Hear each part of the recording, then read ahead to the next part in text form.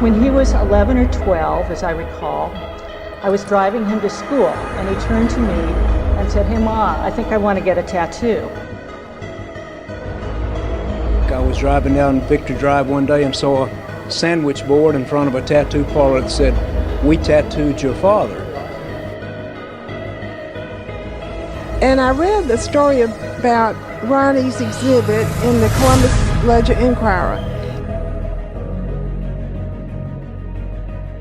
I started developing this exhibit, We Tattooed Your Father, The Global Art of Tattoos, about 2 years ago. I had a suggestion from a board member who was really intrigued by a sign he'd seen on a local tattoo parlor in the area about We Tattooed Your Father. Part of our mission is to bring American art and history to life for the communities of the Chattahoochee Valley, and this is a critical part of that, telling regional history and art combined. As we all know, tattoos and body art have been a taboo subject for centuries, but we're able to bring it here so that we can create some dialogue and talk about some relevant topics, including how soldiers cope with PTSD, and this has been something that has overlapped several communities. I'm Thornton Jordan, I'm chairman of the History Committee.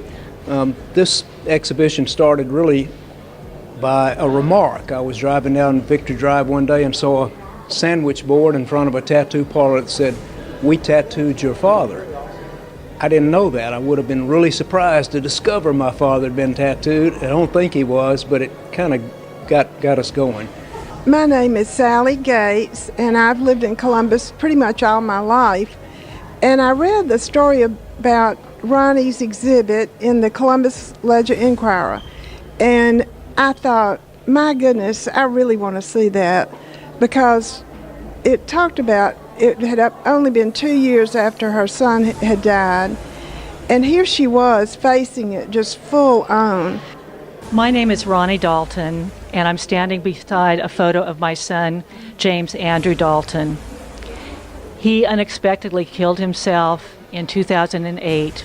He was an infantry soldier and had been in the military for 9 years. He collected tattoos, and the one that I'm standing in front says Mother. I moved back to Columbus, Georgia 2 years after his death because I wanted to do something with soldiers' tattoos. Through this project, Ronnie was one of the first people I met when I lived out in Columbus, and she was probably one of the first people I called family outside of my blood relatives, and her story got to me.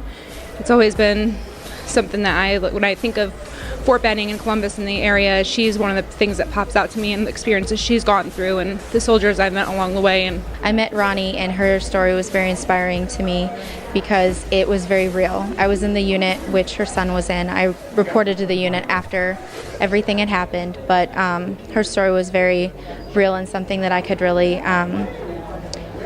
feel for, in the sense of just serving myself and knowing that that was a possibility for any of my friends.